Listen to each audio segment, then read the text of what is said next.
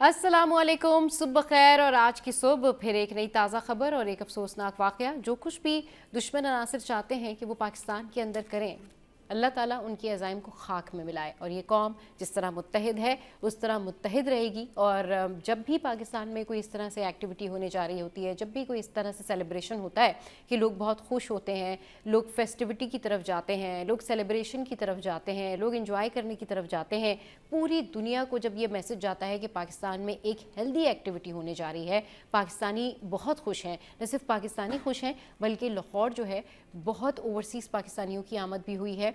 बहुत से ऐसे डिप्लोमेट्स हैं जो वहाँ पर रुक कर रहे हैं, पहुँच रहे हैं। और ये जो फेस्टिवल है इसको देखने के लिए, इसको एंजॉय करने के लिए, इस कल्चर को फील करने के लिए वहाँ पर आ रहे हैं। वैसे ही दुश्मन अनासिर फ़ायदा उठाकर धाक बिठाकर बैठे होते हैं और वो हम पर हमले करते हैं। लेकिन बात वही है कि ये कौम झुकेगी नहीं, ये कौम डरेगी नहीं, ये कौम मुत्तहिद है। मुश्किल की हर घड़ी में हम अपने शोहदा के साथ हैं, मुश्किल की हर घड़ी में हम अपने अवाम के साथ हैं, एक दूसरे के साथ हैं, हम मुत्तहिद हैं। और अल्लाह ताला पाकिस्तान को नज़र बद से बचाए, अल्लाह ताला इस तरह के वाक़यात से बचाए, हादसात से बचाए, आमीन। आगे बढ़ते हैं और अब जिक्र कर लेते हैं हम कुछ गुल प्लाज़ा के हवाले से। गुल प्लाज़ा के जो मुतासरीन हैं, गुल प्लाज़ा में जो कुछ भी हुआ, जाहिर सी बात है वो हम सब जानते हैं। और वहाँ पर लोगों पे जो क़यामत गुजरी और जो अवाम थे, जो लोग थे, जो वहाँ पर काम करते थे, उनके दिलों पर क्या गुजरी, उसके बाद से सूरत हाल जो है उसको कंट्रोल करने की कोशिश की जा रही है, लोगों को कंपनसेट करने का सिलसिला जारी है। इसी तनाजुर में जो है मेयर कराची मुर्तज़ा वहाब ने गुल प्लाज़ा के दुकानदारों को रिलीफ देने का ऐलान कर दिया। और तर्जुमान KMC के मुताबिक रमज़ानुल मुबारक में गुल प्लाज़ा के मुतासरीन को बिला मुआवजा 1200 स्टॉल्स लगाकर देने का फैसला किया गया है, क्योंकि रमज़ानुल मुबारक है और ऐसे में जो दुकानदार हैं, जो उनका रोज़गार है, ज़ाहिर है वो भी चलना चाहिए। तो इस हवाले से मेयर कराची मुर्तज़ा वहाब ने कहा है कि पोलो ग्राउंड में स्टॉल लगाने की इजाज़त है। पीपल्स पार्टी, सिंध हुकूमत और KMC सानिया गुल प्लाज़ा के मुतासरीन के साथ है। जबकि मेयर कराची का मज़ीद ये कहना है कि रमज़ानुल मुबारक ताजरों का सीज़न होता है जिसमें उनकी हर मुमकिन मदद करेंगे। पीपल्स पार्टी सानिया गुल प्लाज़ा के मुतासरीन के गम में बराबर की शरीक है। तो ये अपडेट है जी गुल प्लाज़ा के हवाले से। इसके अलावा कराची की एक फैक्ट्री है, कराची का एक इलाका है लांडी, जहाँ पर जो वाक़ एक्सपोर्ट प्रोसेसिंग जोन में प्लास्टिक बनाने वाली जो फैक्ट्री है उसमें आग लगी और फिर 11 घंटे बाद जो है इस आग पर काबू पा लिया गया। जो कूलिंग का अमल है वो शुरू हो गया। ये उस फैक्ट्री के मनाज़र हैं जो इस वक्त हमारी स्क्रीन पर हैं। आग प्लास्टिक, पुराने कपड़े और जूतों की फैक्ट्री में लगी थी। चीफ फायर ऑफिसर के मुताबिक आग एक से दूसरी फैक्ट्री में फैली, जबकि तीसरी फैक्ट्री को भी बचा लिया गया। तीसरे दर्जे की आग इसको कहा जा रहा है। और जुमे की रात तकरीबन 8:45 के करीब जो है ये आग लगी कि KMC, नेवी और रेस्क्यू 1112 के जो 20 से ज़ायद फायर टेंडर्स हैं और स्नॉकल्स हैं वो वहाँ पर पहुँचे और फिर बर वक्त इस आग को बुझाया गया। ताहम अल्लाह का शुक्र ऐसा है, अल्लाह का शुक्र अदा करना चाहिए कि कोई जानी नुकसान जो है नहीं हुआ। अच्छा जी, इसके अलावा बात कर लेते हैं शहर कैद के मौसम की। और शहर कैद का जो मौसम है वो क्या है? शहर कैद का मौसम सर्द है, खुश्क है, लेकिन उतना ठंडा नहीं है कि जितना ठंड एक्सपेक्ट की जा रही थी कि शायद अब इस फैब में भी इतनी ठंड होगी, लेकिन उतनी ठंड नहीं है। शहर कैद का जो मौसम है सर्द है, खुश्क है। शहर का मौजूदा दर्जा हरारत 16 डिग्री सेंटीग्रेड है। शहर का कम से कम दर्जा हरारत 13 से 15 डिग्री सेंटीग्रेड है। आज ज़्यादा से ज़्यादा दर्जा हरारत 28 से 30 डिग्री जो है वो जाने का इम्कान है। हवा में नमी का तनासुब 84% है। और जी शहर का फ़िज़ाई मेयार जो है वो मुज़र सेहत है। और काश पोल्यूशन ख़त्म हो जाए, हमारे शहर से ये जो आलूदगी है ये ख़त्म हो जाए और फ़िज़ा जो है वो फ्रेश हो जाए, एयर जो है वो फ्रेश हो जाए। अच्छा जी, आगे बढ़ते हैं। और अभी 3 रोज़ा कराची लिटरेचर फेस्टिवल का जो है वो आगाज़ हो गया है। It's a good news. Festival में कुल जो है वो 30 सेशंस होंगे और तकरीबन फेस्टिवल के पहले दिन मजमूई तौर पर 5 सेशंस भी होंगे। अच्छा, ये जो पहले दिन इसका शेड्यूल है उसमें जिन्ना फिल्म की स्क्रीनिंग भी शामिल है और बाकी सेशंस में मुख्तलिफ़ किताबों की रोनुमाई, उर्दू मुशायरे, ड्रामे और दीगर मौज़ूआत पर भी नशस्तें जो हैं वो शामिल हैं। तो एक अच्छी एक्टिविटी होने जा रही है और it's really very good thing. अच्छा जी, आगे बढ़ते हैं और अभी आपके साथ में जो गोल्ड के प्राइस है वो शेयर कर लेते हैं। What are these? सोने और चांदी की कीमत में एक मरतबा फिर जो है वो जनाब कमी हो गई है। आलमी मार्केट में सोना $214 सस्ता होकर $4,850 फ़ी औंस तक गिर गया है और एक तोला सोना 21,400 रुपये सस्ता हो गया है। अच्छा जी, एक तोला चांदी जो है वो 1,430 रुपये कमी के साथ 7,825 रुपये तक गिर गई है। ये ओवरऑल अपडेट्स हैं। अब यहाँ पर वक्त हुआ है एक ब्रेक का। ब्रेक के बाद वापस आएंगे, करेंगे ढेर सारी बातें। आप हमारे साथ रहिए। Welcome back. तो भाई फैशन की बात कर लेते हैं कि अब जो ट्रेंड है वो क्या है, क्योंकि मौसम बदलता है ना तो स्टाइल भी बदल जाता है, मौसम बदलता है तो पहनावा बदल जाता है, लोगों की चॉइसेस बदल जाती हैं। अब बात वही आ जाती है कि वो सीज़न है, अभी थोड़ी देर पहले मैं यही डिस्कस करी थी कि अब फिर इस तरह की सर्दियाँ आ गई हैं या फिर इस तरह का मौसम है कि पहले तो बहुत ज़्यादा ठंड थी लेकिन अब थोड़ा सा ना मिक्स वेदर है। तो इसमें अब क्या वेलवेट पहननी चाहिए, नहीं पहननी चाहिए, बस ये लास्ट डेज हैं, जिन्होंने वेलवेट पहननी है ना वो जल्दी जल्दी पहन लें। और अब क्योंकि मौसम बदल रहा है, ईद करीब आ रही है, स्टाइलिंग चेंज होगा और जाहिर सी बात है जो फैशन डिज़ाइनर है वो बिजी हैं कुछ नया इन्वेंट करने में। तो आज फैशन डिज़ाइनर सादिया आतिफ ने हमें ज्वाइन किया है, उनसे पूछते हैं कि भाई वो क्या कर रही हैं, व्हाट्स हैपनिंग इन फैशन और कौन कौन से जो ट्रेंड है वो इन है। अस्सलाम वालेकुम Sadia, welcome to the show. कैसी हैं आप, ठीक हैं? जी वालेकुम अस्सलाम, आई एम गुड। आप कैसी हैं? मैं बिल्कुल ठीक ठाक। सादिया ये बताएं कि जितने भी इस वक्त डिज़ाइनर्स हैं ना वो बहुत ज़्यादा बिजी हैं, क्योंकि एक तो जी। ईद भी आ रही है, फिर फेस्टिविटी भी है, ये शादी सीजन भी है, तो लोग बहुत ज़्यादा हम्म बिजी हैं। अभी क्या ट्रेंड इन है, क्या फैशन इन है, कपड़ों में क्या कुछ हो रहा है? ये वो वाला मौसम है जिसमें कंफ्यूजन होती है। सो हाँ डे स्टार्ट होता है, so you are in different clothes. जब दोपहर आती है तो आप थोड़े से लेयर्स कम कर चुके होते हाँ हैं, हाँ। बट इवनिंग्स में we are still going with velvets and the shawls. Hmm. आजकल जो है ना वो इस सीजन में we concentrate on the shawls. ये जो है स्टाइल स्टेटमेंट आपकी जो है डिफाइन कर रही है, सही। बिकॉज आप अगर चाहें तो you can carry, you know, if it's very cold you can be warm with it, और अगर अदरवाइज आप जो है just take it as a signature statement. Hmm. So ये मैंने आउटफिट जो पीछे डिजाइन डिस्प्ले भी किया हुआ जी जी है, जी जी। इसमें हमने थोड़ा सा embellishments लगाई हुई हैं, एंड देन हाँ। There is this velvet shawl in contrast. I okay. don't know if the colors are that evident, but this is in contrast. सही। So एक सिंपल शॉल है वेलवेट की, जो कि आपकी सर्दी में भी अगर जरूरत पड़े so you can be comfortable, हाँ। एंड अदरवाइज आपको एक नाइस एलिगेंट लुक भी मिल जाती है। So this is how we are coping with this confusing weather. मगर फोकस हमारा जो है वो समर्स पे है अब, सही। बिकॉज आगे समर्स में पेस्टल कलर्स, सेम हम्म। एम्ब्रॉयडरीज, लेसेस, अब वो सही। वाला वक्त आ रहा है, बिकॉज पहले ये सब छुप जाता हाँ। है। विंटर्स में we can't play with this very much, but hmm. अब सीजन आ रहा है, इसमें हम प्लेन्स के ऊपर we can play with, you know, block prints, embroideries, हाँ। सारी चीजें हम, we have a lot to play with. सही। या अच्छा, अभी या जिस तरह से आपने कहा ना कि शॉल भी जो है वो स्टाइल स्टेटमेंट है, अब यूजुअली ये होता है कि चलिए जी सर्दियां हैं तो आपने वेलवेट की शॉल ले ली, उसके ऊपर काम बना होता है, कश्मीरी शॉल कढ़ाइयों वाली, वो कितनी खूबसूरत लगती है, लुक भी बड़ा एलिगेंट आता है। अब क्योंकि अब बिल्कुल समर में जा रहे हैं तो समर में जो है वो शॉल्स जो है उसका फैब्रिक थोड़ा चेंज हो जाएगा, लेकिन वो स्टाइल स्टेटमेंट अगर कोई रखना चाहे तो रख सकता है, राइट? बिल्कुल बिल्कुल बिल्कुल। इसको हम शिमरी उससे फैब्रिक से चेंज कर देते हैं, अगर हम्म। इवनिंग्स में you know you have some event, हल्का फुल्का सा कोई आपकी गैदरिंग है, so hmm. You can go in the shimmery. आजकल बहुत अच्छे फैब्रिक्स आ गए हैं, हम्म। और उसमें आप जो है you can just carry it, and ज़रूरी नहीं है कि वो वेलवेट में ही हो, there is a lot of fabric available. Hmm. बल्कि आगे तो शिफॉन दुपट्टाज और गेंजा और ये सब कुछ आ जाएगा। तो सही। यू नो ये हमेशा it helps to define your style. सही।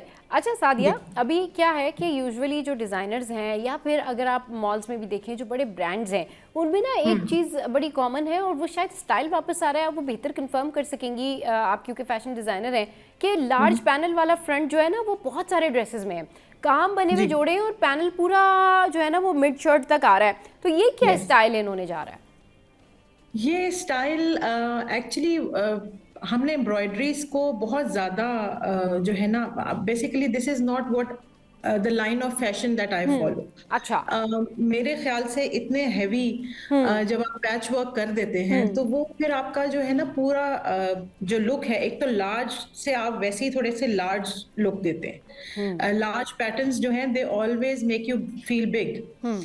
You have to play with, you know, elegant laces and elegancy जी जी should be माफ़ there. कीजिएगा, जी जी। So जो ये लार्ज पैनल्स हैं वो प्लेन्स में हो, और थोड़े से मतलब थोड़ा डिफाइनिंग हो, that hmm. Looks nice. But अगर आपका कोई जैसे ईद आ रही है तो हम्म। ईद पे लोग चाहते हैं कि जरा थोड़ा सा भरा हुआ लुक हो, हाँ सो बिल्कुल, in that it festivity help. लगे लगे कि भरे हुए काम वाला जोड़ा पहना हुआ है, हाँ, ईद ईद अब का अगर जोड़ा सिर्फ लगना चाहिए। इस हाँ। तरह नेक लाइन पे है आपकी और स्लीव पे डिफाइन हुई हुई है, तो वो फिर आप वो ईद वाला लुक नहीं आता। तो हम्म। फेस्टिविटीज की जब हम बात करते हैं तो फिर उसमें जरा थोड़ा सा this is the demand of the customer also, कि थोड़ा हम्म। सा मेरा जोड़ा ऐसा लगे कि कि जरा हैवी है, हाँ। सो विद दैट आपको वो लार्ज पैनल्स में फिर जाना पड़ता है। सही, लार्ज पैनल्स पे। अच्छा, क्योंकि अगर आप खुद इस्लामाबाद में हैं, ज़ाहिर है वहाँ तो वेदर ऑलमोस्ट ज़्यादातर जो है इस्लामाबाद में ठंड होती है मोस्टली, तो वहाँ क्या जी। स्टाइल स्टेटमेंट रहता है? दूसरा फिर ये लाहौर साइड पर और कराची साइड पर, तीनों जो आपके क्लाइंट्स हैं वो आपसे किस तरह की डिमांड करते हैं कि भाई आपने सादिया हमें कराची भेजना है तो आपने इस तरह से हमें ड्रेसेस बना के भेजने ईद पे,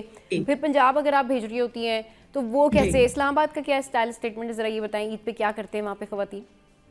जी, ईद पे यही होता है कि हम वी आर आस्क्ड के हमें कुछ डिफरेंट बना दें। सो वो जो क्या डिफरेंट है डिफरेंट बना दे? वो जो डिफरेंट है ना, बिल्कुल। बिकॉज एवरीबडी वांट्स कि जब वो ईद के फंक्शन पे कहीं फैमिली गेट टुगेदर में हाँ। एंटर हो तो वो सब ने एक जैसे कपड़े नहीं हो, यानी वो टोन्स ना हो, थोड़ा सा हाँ। डिफरेंट हो। So how I do it is like I design as per the client, जो क्लाइंट की रिक्वायरमेंट है उसके हिसाब से हम उसको we take it forward. So if we talk about the cities, cities में इस्लामाबाद का मूड थोड़ा सा रहता है नॉट वेरी हैवी, हाँ।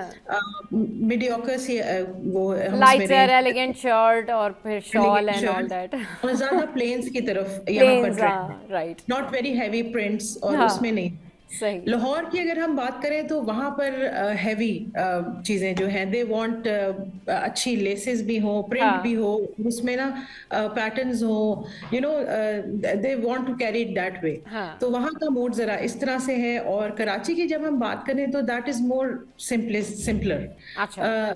दे डोंट वांट बहुत ज्यादा, इट्स लाइक सेमी कैजुअल रहे, हाँ। वो बाद में भी दे कैन कैरी इट, अच्छा, कराची आइट्स जो है उनकी चॉइस कुछ इस तरह से है कि सिंपल भी हो, स्टाइलिश भी हो, भरा हुआ भी हो, सादा भी नहीं लगे लेकिन वो भारी भी नहीं हो। मतलब ये लॉजिक समझना ना बड़ा मुश्किल है कि ये किस तरह से बनेगा ये ड्रेस। जनरली आप जब यू डिस्कस विद देम तो आप किसी एक जगह पे एग्री कर जाते हैं, हाँ। बट वहां पर जरा सिंपलिसिटी की तरफ, जरा जीन के साथ भी आपने कुर्ता कैरी कर लिया, सही। इस तरह से वो होता है। बट हाँ। ईद के लिए obviously everybody wants elegance with grace. सही।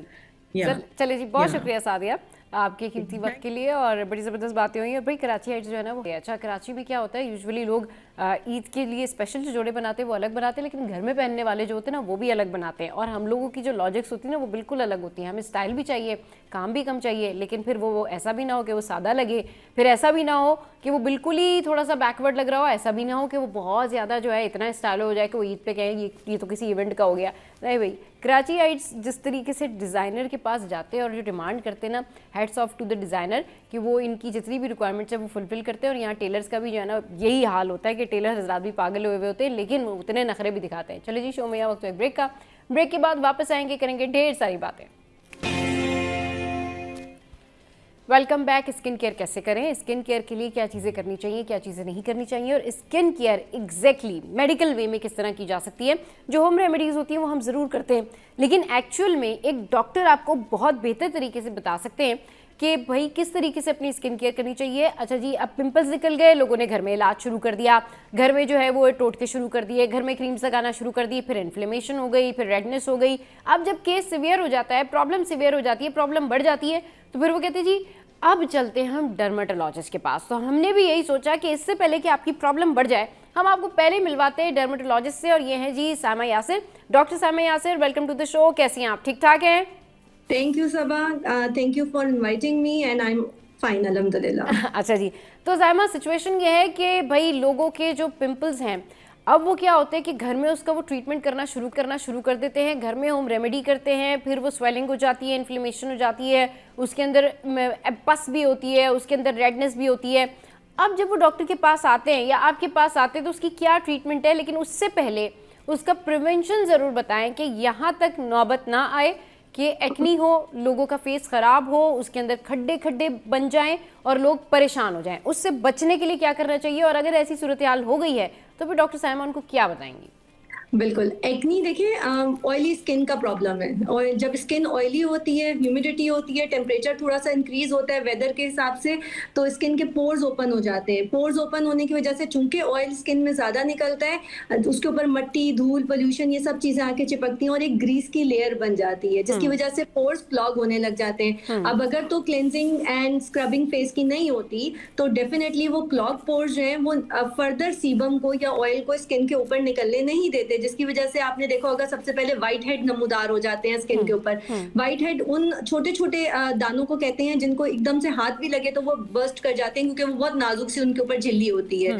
द मोमेंट व्हाइट हेड के ऊपर से झिल्ली हट जाती है, तो उसके ऊपर ऑक्सीजन जाके इंटरैक्ट करती है, रिएक्ट करती है स्किन के ऊपर क्लॉग पोर पे, और वो ब्लैक हेड में कन्वर्ट हो जाता है। सो व्हाइट हेड, ब्लैक हेड, इससे इसके बाद मैक्यूल, पेप्यूल यानी पस्ट्यूलर से दाने अगर पस वाले निकलते हैं, या फिर नोडुलर एक्नी जिसमें गुठलियां नुमा दाने निकल जाते हैं, नोट्स की तरह के थोड़े सख्त से गुठलियां सी होती हैं, उस तरह के दाने निकल रहे होते हैं जो स्किन की डीपर लेयर में मौजूद हैं। तो ये सब टाइप ऑफ एक्नी है।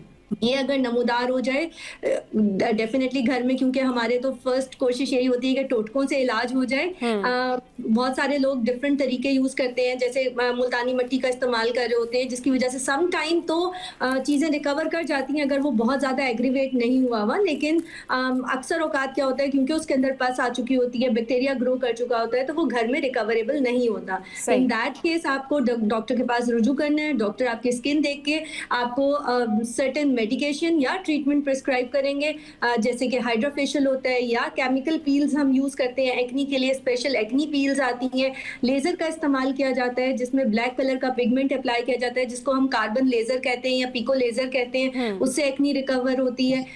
सम टाइम पीआर मीजोथेरेपी की जाती है, सीरम के साथ माइक्रोनीडलिंग की जाती है, जिसमें एक्नी सीरम्स यूज किए जाते हैं ताकि एक्नी थोड़ी सी कम हो जाए। तो दीज आर द ट्रीटमेंट जो कि डॉक्टर के पास आने के बाद डॉक्टर डिसाइड करता है आपकी एक्नी की कंडीशन को देखते हुए कि कौन सा ट्रीटमेंट आपको देना है। ठीक। अच्छा साइमा, अब मैंने पूछा था ना आपसे कि प्रिवेंशन क्या है, कि अगर लोगों को जो एक्नी निकलती है या जो दाने हो जाते हैं उसके लिए क्या करना चाहिए कि वो एक्नी उनको ना निकले, उनको पहले ही पता लग जाए कि अगर एक छोटा सा दाना स्किन पे निकला हुआ है तो करना क्या है, फ़ौरन से उसको किस तरह ट्रीट करना है। घर में लोग इस तरह से ट्रीटमेंट करते हैं कि वो फिर सिचुएशन ख़राब हो जाती है। बिल्कुल ऐसा ही है। देखिए अभी मैंने रूट कॉज बताई, एक्नी की मेजर रूट कॉज है एक्सेसिव ऑयल जो आपकी स्किन पर मौजूद है। तो हमारी भरपूर कोशिश ये होनी चाहिए कि बहुत एक्स्ट्रा ऑयल स्किन के ऊपर ना बहुत देर तक जमा रहे। उसके लिए आपने यूज करना है एक अच्छा salicylic acid based face wash. वो फेस वॉश आपके पोर्स को डीपली क्लीन करेगा, क्लेंस करेगा और एक्सेसिव ऑयल को स्किन के ऊपर से रिमूव करेगा along with dirt and debris.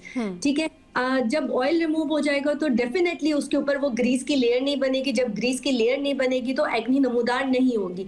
साथ ही साथ आपने कोशिश ये करनी है कि जब आप बाहर निकलें तो सन ब्लॉक का लाजमी इस्तेमाल करें, क्योंकि सन ब्लॉक ना सिर्फ धूप की शॉ को जो मुज़िर सेहत शॉएं होती हैं, यूवी रेज होती हैं, उनको रोकता है, बल्कि मट्टी, धूल, पोल्यूशन को भी डायरेक्टली पोर्स तक इंटरैक्ट करने से रोक देता है। क्योंकि डेफिनेटली एक स्किन के ऊपर लेयर बनी हुई होती है सन ब्लॉक की, और मट्टी और धूल अगर चिपकता है तो वो सन ब्लॉक के ऊपर आके चिपकता है। When you wash your face तो वो भी साथ ही रिमूव हो जाता है। सही। तो ये दो चीजें तो मस्ट हैं आपकी स्किन केयर में। ठीक है, आपने कहा सन ब्लॉक और फेस वॉश, ये दोनों चीज़ें मस्ट यूज़ करनी है ताकि आप एक्नी से बचे रहें। अब बिल्कुल, पहला सवाल का जवाब तो ये है कि जी फेस वॉश तो हम सब यूज़ कर लेते हैं, सन ब्लॉक कोई नहीं लगाता। तो सन ब्लॉक जो है वो लगाना बड़ा मुश्किल है, और मैं और आप ये डिस्कशन पहले भी कर चुके हैं कि लोगों को लगता है स्टिकी हो रहा है, फिर वो कहते हैं जी हर 2 घंटे बाद उसका डाउन टाइम होता है, हर 2 घंटे बाद फिर दोबारा लगाना, ये बड़ा मुश्किल हो जाता है। तो एक तो ये सिचुएशन है। अगर कोई सन ब्लॉक नहीं लगा पा रहा है तो किस तरह से फिर अपनी स्किन की एहतियात कर सकते हैं, या कोई ऑल्टरनेट है इसका? देखिए सन ब्लॉक का कोई ऑल्टरनेट नहीं है। ऑल्दो आप जब लगा रहे होते हैं तो आपको लगता है ये कोई खास काम तो करता नहीं है। क्यों? क्योंकि ना सन ब्लॉक बुरा कर रहा है, क्योंकि हमारा तो एक कॉन्सेप्ट ये है कि जब तक वो स्किन पे से दाग धब्बों को दूर नहीं कर रहा, जब तक वो स्किन को गोरा नहीं कर रहा, तब तक जो है वो कोई काम करने वाली चीज ही नहीं है ना। तो सन ब्लॉक का काम गोरा करना है ही नहीं, सन ब्लॉक का काम धूप की शॉओं से बचाना है। तो वो अपना काम पूरा कर रहा होता है। इसका एहसास आपको जब होता है जब आप 40 या 45 की एज में पहुंचते हैं, अपने एज फेलोज के साथ अपनी स्किन को कंपेयर करते हैं और आप देखते हैं कि आपकी स्किन के ऊपर दाग धब्बे भी कम है, जिनको हम एज स्पॉट्स या सन स्पॉट्स कहते हैं। के अलावा फाइन लाइंस बहुत कम होती हैं, झुर्रियां कम होती हैं, और ये रिसर्च बेस्ड बात है। इट्स नॉट कि मैं और आप डायरेक्टली ये बात एक अवेयरनेस दे रहे हैं। इट्स लाइक रिसर्च ये साबित करती है कि एज के साथ साथ ये सारी प्रॉब्लम कम रहती हैं। ऑल्दो जब आप सनब्लॉक लगा रहे होते हैं तो विजिबल उसका उस टाइम पे कोई रिजल्ट आपको दिख नहीं होता, क्योंकि उसका काम है धूप की मुजरे सेहत छांव से बचा के आपको कैंसर से बचाना, स्किन कैंसर से बचाना, आपकी स्किन के ऊपर फाइन लाइंस, एज लाइंस को कम रखना, एंड उसके साथ साथ क्योंकि धूप से ये सब प्रॉब्लम्स आते हैं एंड एज स्पॉट्स खत्म होते हैं। बिल्कुल ठीक कह रही हैं कि सन ब्लॉक जो है वो आपको एज स्पॉट से भी बचाता है। चलिए जी, ये तो हो गया सन ब्लॉक के बारे में कि इसके फायदे, इसकी इफादियत, लगाएं, लोगों को लगाना चाहिए सन ब्लॉक। अच्छा, अब ये बताएं कि टू टोन स्किन का क्या करें, ऐसी स्किन का क्या करें जो कि रफ हो गई है। लोग यूजुअली बहुत सारे सीरम यूज़ करते हैं, मॉइस्चराइज़र यूज़ करते हैं, पानी बहुत ज़्यादा पी रहे होते हैं, लेकिन साइमा उनकी स्किन उस तरह से ओवरकम नहीं करती।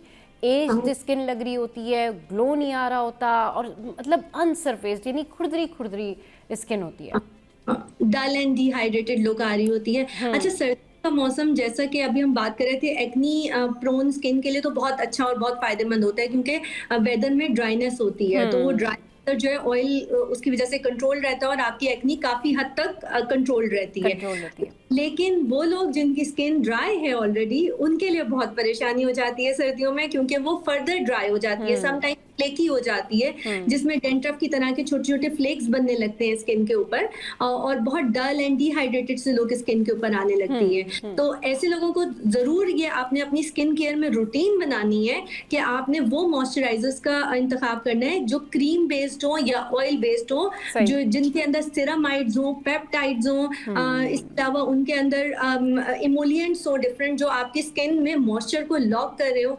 हाइलुरोनिक एसिड मौजूद हो जो स्किन को हाइड्रेट कर रहा होता है, and vitamin E oil definitely उसके अंदर मौजूद होना चाहिए। तो दीज आर द इंग्रेडिएंट्स जो जब भी आप अपना मॉइस्चराइजर सेलेक्ट करें तो वो देख के लें। हाँ, अगर किसी की बहुत ज्यादा ड्राई या एक्जिमेटस स्किन है, यानी फ्लेकी सी हो रही है, तो एक दफा डर्मेटोलॉजिस्ट को जरूर रुजू कर लें, क्योंकि सम टाइम क्या होता है कि वो डर्मेटाइटिस होता है, यानी इन्फ्लेमेशन होती है स्किन की। हाँ, एंड उसके हिसाब से फिर वो मॉइस्चराइजर आपको बता देते हैं। ठीक, चलिए जी, इस शो में अब वक्त है ब्रेक का। ब्रेक के बाद वापस आएंगे, करेंगे ढेर सारी बातें और साइमा से पूछेंगे कि स्किन केयर के कौन कौन से तरीके हैं। अब क्योंकि ईद भी करीब आ रही है तो लोगों ने अच्छा लगना है, प्यारा लगना है, तो उसके लिए जो है वो स्किन भी प्यारी होनी चाहिए। तो भाई बहुत सारी ऐसी रेमेडीज़ भी पूछ लेंगे और बहुत सारे ऐसे स्किन ट्रीटमेंट भी पूछ लेंगे जो साइमा हमें बताएंगी एक छोटे से ब्रेक के बाद। Welcome back. बात हो रही है स्किन केयर के हवाले से। तो स्किन केयर के हवाले से ना ऐसी बहुत सारी प्रोडक्ट्स हैं जो कि घर में मौजूद होनी चाहिए। जैसे लोग कहते हैं कि भाई एलोवेरा जेल होना चाहिए आपके पास घर में, और आपने फौरी कोई सीरम रखना चाहिए, कोकोनट ऑयल होना चाहिए। लेकिन एक और ऐसी चीज़ है जो कि ख़वातीन को कहा जाता है कि अगर उनके पास घर में मौजूद हो तो उससे आप मेकअप करने से पहले भी यूज़ कर सकते हैं, and it's I am talking about hyaluronic acid. अच्छा, ये जो हाइलुरोनिक एसिड है इसकी क्या फ़वाइद हैं, इसको किस तरह से लगाना चाहिए, मेकअप करने से पहले लगाना चाहिए, थ्रू आउट द डे इसको किस तरह अप्लाई करना चाहिए, इसके बारे में इतना ज़्यादा एम्फेसाइज क्यों करते हैं डॉक्टर्स, डर्मेटोलॉजिस्ट, ये साइमा से पूछते हैं। साइमा, इसके जो फ़ायदे हैं वो ज़रा बताएं, इसकी क्या अफादियत है, लोगों की ये काम किस तरह से आ सकता है, क्योंकि डर्मेटोलॉजिस्ट बहुत ज़्यादा रेकमेंड करते हैं कि जी आपके घर में अगर हाइलुरोनिक एसिड है तो ज़रूर लगा लें, उसको अप्लाई कर लें। तो व्हाट इज़ इट? अभी हम ड्राई स्किन की बात कर रहे थे। आपको पता है dry skin dull and dehydrated look तो दे ही रहा होता है, लेकिन जब हम मेकअप अप्लाई करते हैं तो उस पर मेकअप पैची भी होने लगता है, एंड समटाइम वो ग्रे स्केल देने लगता है। तो in that case hyaluronic acid बहुत इफेक्टिव चीज है। हाइलुरोनिक एसिड सीरम फॉर्म में भी अवेलेबल होता है आजकल। हाइलुरोनिक एसिड बेस्ड मॉइस्चराइजर्स भी अवेलेबल हैं, gel based, and they are very effective. The thing is कि जब इसको आपने अप्लाई करना है तो आपने डैम्प स्किन के ऊपर अप्लाई करना है, यानी हल्की सी मॉइस्ट या गीली स्किन पे अप्लाई करना है, क्योंकि इसका काम ये होता है कि ये मॉइस्चर को एब्जॉर्ब करता है और हाइड्रेटेड लुक देता है। हाइलुरोनिक एसिड हाइड्रेशन के लिए इस्तेमाल होता है, स्किन की ग्लो या शाइन के लिए इस्तेमाल होता है। सो अगर आप इसको ड्राई स्किन पे अप्लाई करेंगे तो वो आपकी स्किन के नीचे तह में मौजूद जितना भी मॉइस्चर है उसको एब्जॉर्ब करेगा और डल एंड डिहाइड्रेटेड लुक ज्यादा हो जाएगी, बढ़ जाएगी। सो आपने हल्का सा डैम्प फेस रखना है, यानी आप मुंह धोने के बाद हल्का सा टैप ड्राई करेंगे, ऐसा नहीं है कि पानी टपकता हुआ फेस हो, बट बट हल्का सा गीले फेस के ऊपर आपने 3 से 4 ड्रॉप्स लेके उसको अप्लाई कर लेना है मेकअप करने से पहले, जिसकी वजह से क्या होगा, ये मॉइस्चर को एब्जॉर्ब कर लेगा स्किन पे, एक अच्छी सी स्मूथ लेयर आ जाएगी। एंड देन उसके ऊपर आप अपना सनब्लॉक अप्लाई करें, प्राइमर अप्लाई करें, आप मेकअप अप्लाई करें, तो वो बड़ा अच्छा सा ब्लेंडेड एंड हाइड्रेटेड लुक वाला मेकअप हो जाएगा आपका। सही, वो बिल्कुल हाइड्रेशन, आपकी स्किन की हाइड्रेशन को जो है ना वो बैलेंस कर देता है। अच्छा, बैलेंस ये कर जो देता है। हाइलुरोनिक एसिड है, इसके हवाले से ये भी बताएं कि थ्रू आउट आपने सुबह उठ के मुंह धोया और उसके बाद फिर आपने इसको मॉइस्चराइजर के तौर पर लगा लिया, फिर अगर आप मेकअप करना चाह रहे हैं तो मेकअप में आप इसको सन ब्लॉक से पहले यूज़ करेंगे या फिर इसको आप सन ब्लॉक लगाने के बाद यूज़ करेंगे? लोगों की आसानी के लिए, खवातीन की आसानी के लिए ये बताया ना, क्योंकि लोग कंफ्यूज हो जाते हैं कि अच्छा ठीक है, फिर क्या प्राइमर लगाना है? अगर कोई मेकअप करना चाह रहा है और उससे पहले हाइलुरोनिक एसिड उसने लगाना है, तो क्या उससे पहले उसने प्राइमर लगाना है, नहीं लगाना है, या सनब्लॉक लगाना है, या किस तरह से? फिर वो जो स्टेप्स बता दें कि क्या स्टेप्स होंगे बिल्कुल। स्किन लेयर्स की अगर हम बात करें तो सबसे पहले तो आपने जब अपना फेस वॉश किया, वॉश करने के बाद आपने हाइलुरोनिक एसिड अप्लाई किया। हाइलुरोनिक एसिड अप्लाई करने के बाद 5 से 10 मिनट का टाइम दें स्किन को, ताकि वो अच्छे से एब्जॉर्ब हो जाए। एंड देन उसके बाद आप अपना प्राइमर, देखिए उस केस में आप यूज करेंगे अगर आपके पोर्स ओपन हैं और आपको स्मूथ टेक्सचर का प्रॉब्लम आ रहा है, वरना अदरवाइज हाइलुरोनिक एसिड इतना हाइड्रेट कर देता है स्किन को कि आप डायरेक्टली उसके ऊपर सनब्लॉक लगा के एंड मेकअप अप्लाई कर सकते हैं। बट अगर आपके पोर्स ज्यादा ओपन है तो आप ऐसा भी सीरम का इंतखाब कर सकते हैं जिसके अंदर नाइसिनामाइड और हाइलुरोनिक एसिड भी हो, क्योंकि नाइसिनामाइड आपके पोर्स को टाइट करता है और ब्लेमिशेस या स्पॉट्स होते हैं उनको भी with the passage of time कम करता है। सो अगर के स्किन पे किसी किस्म के कोई स्पॉट्स हैं या हल्की से फ्रेकल्स हैं, तो उसके लिए आप ब्लेमिशेस हैं तो आप नाइसिनामाइड का इस्तेमाल कर सकते हैं। हाइलुरोनिक है आजकल कॉम्बिनेशन सीरम बहुत अच्छे हैं। बिल्कुल। और उसके बाद आप अपना मेकअप अप्लाई करें अच्छे तरीके से, वो अच्छे से एब्जॉर्ब भी हो जाएगा, बहुत स्मूथ टेक्सचर देगा। प्राइमर का इस्तेमाल जब करेंगे जब आपको लग रहा है कि अगर पोर्स ज्यादा ओपन है और वो, क्योंकि मेकअप पोर्स के अंदर एब्जॉर्ब होने लगता है, तो हमें स्मूथ टेक्सचर देने के लिए सम टाइम प्राइमर का भी इस्तेमाल करना पड़ता है। सही। अच्छा ठीक है, फिर उसके बाद जो है वो आप अपना मेकअप कर सकते हैं और फिर वो ग्लो भी आ जाता है स्किन पे ना, जो नेचुरल ग्लो आ जाता है और वो फिर हाइड्रेटेड स्किन लगती है। अच्छा, अब ये बताएं कि स्किन की टाइप्स जो होती हैं वो मुख्तलिफ होती हैं, किसी की ड्राई है, किसी की ऑयली है, किसी की नॉर्मल है, किसी की स्किन टाइप एक्स्ट्रा ड्राई होती है। अब जिन लोगों की एक्स्ट्रा ड्राई स्किन है, हाइपर सेंसिटिव स्किन है, यानी कि कहना चाहिए ना स्किन की सेंसिटिविटी बहुत ज़्यादा है, वो लोग क्या करें? देखिए उनके लिए सर्दियों का मौसम थोड़ा सा ज्यादा मुश्किल हो जाता है, क्योंकि जैसे कि मैंने बताया स्किन इरिटेट हो जाती है, कभी कभी रेड हो जाती है, कभी इचिंग होने लग जाती है, कभी उसके ऊपर जो है रैशेस नमूदार हो जाते हैं। तो इस तरह की स्किन के लिए यूरिया बेस्ड मॉइस्चराइजर बहुत इफेक्टिव रहते हैं। मोस्टली हम रेकमेंड करते हैं डेली मॉइस्चराइजर विद 5% यूरिया, जो कि स्किन को सूदिंग इफेक्ट भी देता है और उनकी जो ड्राई पैचेस हैं उनको भी खत्म कर रहा होता है। तो urea based moisturisers are very effective for those type of skin. सही। अच्छा सामा, मैं थोड़ा सा बात करती हूँ कि एस्थेटिक्स क्लिनिक में अब जिस तरह से ट्रीटमेंट होते हैं, बोटॉक्स एंड ऑल दैट, अब इस तरह से भी सुना है मैंने, और ख़ुद भी मैं एक दो देख रही थी जगहों पर रील्स के, अब कुछ इस तरह के जेल आ गए हैं जो कि बोटॉक्स की जगह ले रहे हैं और वो फिल कर देते हैं वो तमाम प्लेसेस जो कि खवातीन जाती हैं और कहती हैं कि जी हमें ये प्रॉब्लम है, ये प्रॉब्लम है। तो व्हाट इज़ दैट, ये क्या ट्रीटमेंट है और किस तरीके से है? बिल्कुल, बोटॉक्स इन अ बॉक्स की तरह का कुछ चीजें अवेलेबल जरूर हैं मार्केट में, बट अगेन मैं ये नहीं कहूंगी कि वो बोटॉक्स का नेमुल बदल है, क्योंकि बोटॉक्स डीपली पेनिट्रेट करता है वो और आपके मसल्स को जाके वो पैरालाइज करता है। हाँ, जो हम इस तरह की क्रीम्स वगैरह अवेलेबल हैं, ये मेंटेनेंस के लिए बहुत अच्छी ट्रीटमेंट है कि आपने बोटॉक्स करा रहे हैं आप रेगुलरली रेगुलर इंटरवल पे, एंड बीच में आप चाह रहे हैं कि उसका रिजल्ट मेंटेन रहे, तो आप ये क्रीम्स का इस्तेमाल कर सकते हैं। बट ऐसा नहीं है कि अगर किसी की स्किन पे प्रॉपर झुर्रियां नमूदार हो चुकी हैं और वो सिर्फ इस क्रीम का इस्तेमाल करे और सारी झुर्रियां खत्म हो जाए, ऐसा पॉसिबल नहीं है। अच्छा, ऐसा पॉसिबल नहीं है, ये भी एक तरह की मिथ है ना। हल्की फुल्की रिंकल्स को ये खत्म कर सकता है, जैसे अभी एजिंग शुरू होने लगी है या हल्के सी फाइन लाइंस आई हैं या हल्के से रिंकल्स आना शुरू हुए, एक्सप्रेशन रिंकल्स आ रहे हैं, तो वो उनको कवर कर सकता है। ये जेल टाइप फॉर्म में होती है, जेल फॉर्म में होती है। सही, जेल फॉर्म में होती है। तो ये उन लोगों के लिए है जो रेगुलर बोटॉक्स करा रहे होते हैं और फिर अगर बीच में वो चाहें कि वो उसको मेंटेन करना चाहें तो वो ये प्रोडक्ट यूज कर सकते हैं। या अभी उनकी रिंकल शुरुआत है, बिल्कुल थोड़े बहुत हल्के फुल्के बन रहे हैं, तो उसको डिले करने के लिए कि बोटॉक्स पे उनको जल्दी ना आना पड़े, तो वो इस तरह की ट्रीटमेंट्स यूज कर सकते हैं। बट वी कांट से कि अगर किसी की फुल ब्लोन रिंकल्स हैं और झुर्रियां हैं या जाउल्स बन चुके हैं यहाँ पे,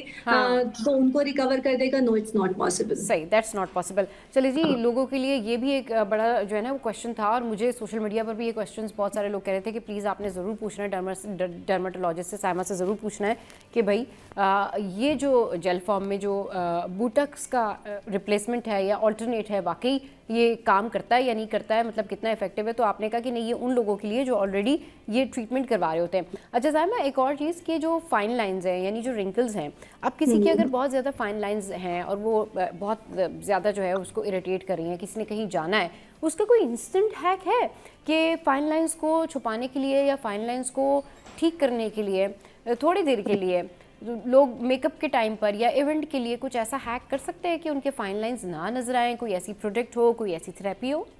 हाँ, अच्छा देखिए, आमतौर पे कुछ होम रेमेडीज होती हैं इस तरह की, हम अप्लाई कर रहे होते हैं। फिटकरी का नाम सुना होगा, फिटकरी वेजो कंस्ट्रिक्टर भी है और फिटकरी थोड़ा सा स्किन की टाइटनिंग एंड लिफ्टिंग भी करता है। हाँ। सो इफ अगर हम उसको पानी में हल्का सा मिक्स कर लें एंड देन को उसके साथ कॉटन में लेके उसको डिप करके एंड देन फेस पे हम हल्का से अप्लाई करें तो हल्की सी आपको टाइटनेस उस टाइम पे आ जाती है फौरी तौर पे। या इसके अलावा कुछ लोग अप्लाई करते हैं, आइस वाटर लेते हैं बोल में एंड उसके अंदर फेस को डिप करते हैं, उससे भी आपको स्किन में पोर्स भी आपके टाइट होते हैं और स्किन भी हल्की सी लिफ्टेड सी अपीयरेंस देती है, बहुत माइल्ड सी। सही। तो यानी अगर फाइन लाइंस आपने इंस्टेंटली थोड़ी देर के लिए छुपानी है और किसी इवेंट में जाना है, तो वो जो आपने कहा कि आइस वाटर वो ले लें या फिर जो फिटकरी है उसका पानी यूज करें और उसको कॉटन में डिप करके हल्का सा टैप टैप कर लें फुल फेस पे, थोड़ी देर उसको छोड़ें तो वो भी थोड़ा वेजो कंस्ट्रिक्टर भी होता है, प्लस थोड़ा सा टाइटनिंग इफेक्ट दे देता है पोर्स को टाइट करके। सही, स्किन टाइटनिंग इफेक्ट जो है वो आ जाता है। चलिए जी,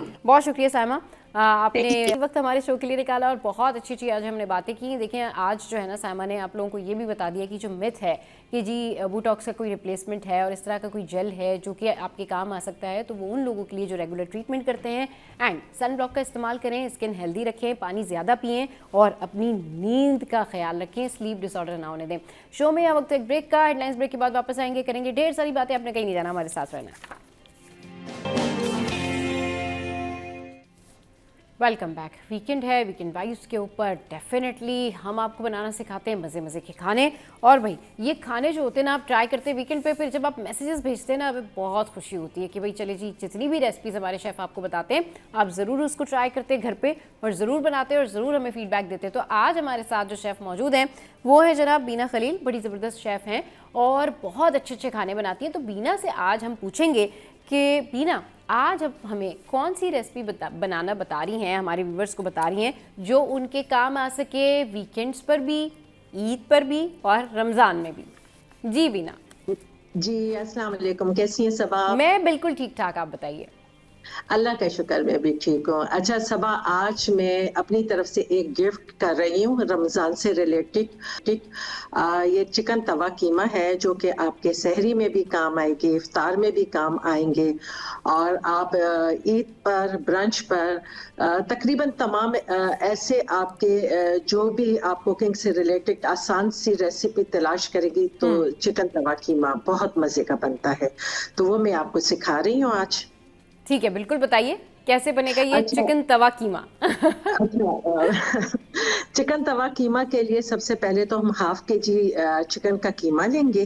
अच्छा, इसके लिए हम एक मैजिक मसाला तैयार करेंगे। मैजिक मसाले के लिए हम लेंगे 1 टीस्पून सफेद जीरा, हाफ टी स्पून काली मिर्च, साबुत काली मिर्च लेंगे।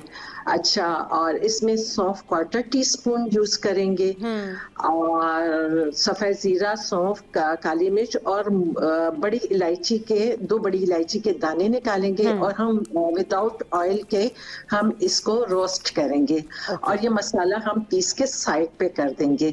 और इसमें अब हम यूज करेंगे 1/4 टीस्पून हम इसमें डालेंगे सुर्ख मिर्च, 1/4 टीस्पून हम इसमें रेड चिली फ्लेक्स डालेंगे और 1/4 टीस्पून हम इसमें गरम मसाला पाउडर यूज करेंगे और साथ में ही हम इसमें आप इसमें जो सॉल्ट यूज करेंगी वो टू टेस्ट होगा, जो आप जितना आप यूज करते हैं। वैसे मैं 1 टीस्पून यूज करूंगी।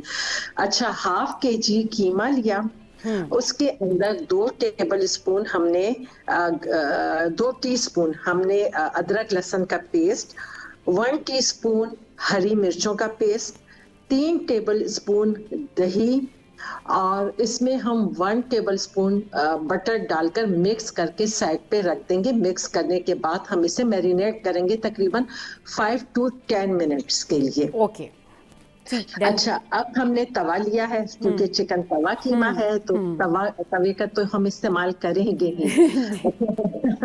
तो हमने तवा लिया है और तवे में हम डालेंगे, वैसे ये घी में बहुत मजे का बनता है, लेकिन अच्छा। आपकी मर्जी है आप इसको ऑयल में बनाएं या घी में बनाएं, बट ये घी में ज्यादा मजे का ज्यादा बनता मजे है। का बनता है, सही। जी, उसमें आपने घी को गरम किया और उसमें हरी मोटी मिर्च 4 अदद लेकर उसे कड़कड़ाएं। अच्छा, उसके बाद जो आपका ये मैरिनेटेड कीमा था ये उसमें हम ऐड करेंगे। हाँ। 2 मिनट हम इसे पकाएंगे, विदाउट कवर किए हुए हम इसे पकाएंगे। उसके बाद हम इसके अंदर 4 अदद स्लाइस में कटे हुए टमाटर ऐड करेंगे। सही। उसके बाद हम ढक्कन रखेंगे, कवर करेंगे ताकि टमाटर इसमें सॉफ्ट हो जाए। सही। अच्छा, 3 से 4 मिनट के बाद हम कवर जो हमने ढक्कन रखा था वो हम हटाएंगे और सही। उसके बाद हम उसे अच्छे तरीके से मिक्स कर लेंगे। मिक्स करने के बाद हम देखेंगे कि टमाटर उसमें मैश हो गए हैं ना, और ऑयल थोड़ा थोड़ा सा ऊपर आने लगा है। फिर हम इसमें वो जो मैजिक मसाला हमने तैयार किया था वो हम इसमें ऐड करेंगे। हाँ। और तकरीबन 3 मिनट का हम इसे दम देंगे। अच्छा। दम के बाद अब हमने ढक्कन हटाना है और ऑयल ऊपर आ गया होगा, मिक्स कर लेंगे। फिर हम इसमें डालेंगे जिंजर, जूलियन कटिंग जिंजर डालेंगे और ग्रीन चिली डालेंगे और हरा धनिया हम डालेंगे। हाँ। और कस्तूरी मेथी डालेंगे और बटर 1 टेबलस्पून डाल के दोबारा हम 1 मिनट के लिए दम पर रखेंगे। दम करने के बाद आप हटाएं और ये मजेदार दम का कीमा आपका तैयार है। नजर आ रहा है सब? अरे वाह, बिल्कुल बिल्कुल, ये बड़ा मजेदार डिलिशियस लग रहा है और मतलब मुझे मैं इमेजिन कर सकती हूँ कि ये कितना खाने में इसका अच्छा टेस्ट होगा। ये बड़ा ज़बरदस्त जो है वो रेसिपी आपने बताई है। और इसकी अच्छी बात ये है कि ना ये रमज़ानों में भी इस्तेमाल हो सकती है, सहरी में भी आप ले सकते हैं इसको, ब्रंच के टाइम पर भी। हाँ बिल्कुल। ये आपके गेस्ट आए, आपको कुछ समझ में ना आए, आप कहें कि मैंने क्या बनाना क्या है, बनाना तो आप मजेदार दम का कीमा नहीं, ये चिकन तवा कीमा आप आराम से बना सकते हैं। और उसके बाद मैं आपको दम का कीमा भी सिखाऊंगी इंशाल्लाह। ये हम पराठों के साथ, पराठे भी हैं। अरे वाह, जबरदस्त भाई, ये सुबह सुबह जो भूख बढ़ा रही है ना आप, ये ठीक नहीं कर रही हैं आप। और मैं नाश्ता इसी का करने वाली हूँ। अरे वाह भाई, देखिए हमारे सामने रेसिपी भी बताई है इन्होंने और फिर खाना भी जो है ये खुद ही खा रही हैं। खैर बिल्कुल, हाँ, और आपको भी इंशाल्लाह खिलाऊंगी। जी जी, इंशाल्लाह इंशाल्लाह। नहीं नहीं, आप मजे से खाइए। अच्छा, ये बताइए कि आप इस वक्त वहाँ पर मौजूद हैं पंजाब में, सादकाबाद की साइड पर, तो क्या सिचुएशन है? कुछ इस वक्त बसंत की सिचुएशन है, क्या सिचुएशन है वहाँ पर? शहरी क्या कर रहे हैं? बसंत मना रहे हैं। मना रहे हैं, अच्छा अच्छा। हाँ, छुट्टी है बसंत का और मैं बसंत घर में मना रही हूँ आपके साथ। सही। चलें जी, बीना हमारे साथ मौजूद है। बीना, ये बताएं कि और ऐसी कौन सी डिशेस हैं जो कि झटपट रेडी हो सकती हैं? आप ख़वातीन को बताना चाहें कि झटपट रेडी होने वाली डिशेस कौन सी हैं तो ज़रूर शेयर कीजिए। या कोई ऐसा आपको लगता है कि कोई गेस्ट आ गया और इंस्टेंटली घर में बहुत कम चीज़ें मौजूद हैं और कुछ बना के देना है, तो क्या दिया जा सकता है गेस्ट को? सबब बहुत सारी चीजें ऐसी हैं जो कि हम आराम से बना सकते हैं। आपके घर में बहुत कुछ होता है। मसलन आपको मैं बिल्कुल इजी क्विक चिकन कढ़ाई सिखा देती हूँ। हाँ। आपके पास चिकन तो वैसे हर जगह हमेशा मिल जाता है, कहीं भी हो, आपके फ्रिज में भी पड़ा रहता है, आपके फ्रीजर में भी पड़ा रहता है। तो आपने क्या करना है, ऑयल गरम करना है, चिकन ऐड करना है, अदरक लहसुन का पेस्ट डालना है, उसको थोड़ा सा भूनना है, टमाटर ऐड कर लें और हरी मिर्चें दम पे रखें और बस दम हटाएं, हरी मिर्चें और हरे धनिए के साथ गार्निश करें। आपका मजेदार चिकन कढ़ाई तैयार है। सॉल्ट वगैरह ये तो आप डालेंगे, तो ये आपका तकरीबन 10 मिनट में आपका ये चिकन कढ़ाई आपकी तैयार हो जाएगी। और भी बहुत सारी ऐसी डिशेस हैं जो कि आराम से बन जाती हैं, जिसमें कबाब है वो आराम से आपके बन जाते हैं। चलें जी, बहुत शुक्रिया बीना, आपने अपना कीमती वक्त हमारे शो के लिए निकाला और हमारी इतनी ज़बरदस्त शेफ़ हैं, बहुत अच्छी इन्होंने रेसिपी और ये ज़रूर आपने ट्राई करनी है। शो में यहाँ वक्त तो एक ब्रेक का, ब्रेक के बाद वापस जब आएंगे तो एक और शेफ़ है ना जो कि बता रही हैं आपको रेसिपी, मगर यहाँ से नहीं, वो कनेक्ट हो रही है अमेरिका से, और ये वहाँ से हमें कौन सी रेसिपी बता रही है ये जानेंगे छोटे से ब्रेक के बाद। हमारे साथ रहिए। Welcome back. तो भाई वीकेंड है और वीकेंड पे इस दफ़ा हमने सोचा कि क्यों ना आपकी मुलाकात करवाएं ऐसे शेफ़ से जो कि आपको मज़े मज़े के खाने बनाना सिखाएं, आपको बताएं कि आप कैसे एंजॉय कर सकते हैं घर में खाने बना के। तो शेफ़ साइमा ने हमें ज्वाइन किया है अमेरिका कैलिफोर्निया से। इनको शो में वेलकम करते हैं। अस्सलाम वालेकुम, वेलकम टू द शो। कैसी हैं साइमा, आप ठीक हैं? वालेकुम अस्सलाम जी, अल्लाह का शुक्र, ठीक ठाक। आप ठीक है? बिल्कुल ठीक ठाक। ये बताएं कैसा मौसम है वहाँ पर, क्या हो रहा है भाई? मौसम बिल्कुल कराची जैसा ही है। रात अच्छा। को ठंड हो जाती है, सुबह सुबह ठंड, और दोपहर को एसी चल रहे होते हैं। हाँ तो बस ये है, यहाँ पे भी एग्जैक्टली सर्दी कराची जैसा गर्मी ही मिक्स मौसम। हुई हुई है। अच्छा जी, ये बताएं कि भाई क्या बनाना सिखा रही हैं आप आज हमें? आज मैंने बनाया जापानीज चिकन तेरियाकी। अच्छा, तो उसकी रेसिपी हमारे जी साथ में शेयर कीजिए साइमा। जी जी, बहुत ही इजी है। मैं थाइज यूज करती हूँ। थाइज के पीसेस लेके आप इसके जूलियन कट भी होते हैं और इसके क्यूब्स भी कटते हैं। सही। तो 4 थाइज मैंने ली हैं।